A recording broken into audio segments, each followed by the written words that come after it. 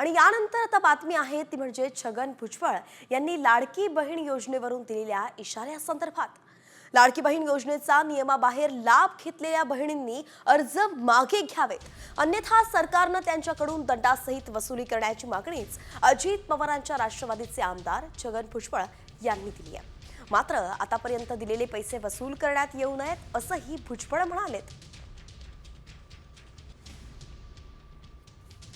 आता माझं म्हणणं असं आहे की एक अपील केलं पाहिजे लोकांना, आणि जे ह्या नियमात बसत नाही त्यांनी स्वतःहून आपली नावं जे आहेत काढा म्हणून सांगायला पाहिजे।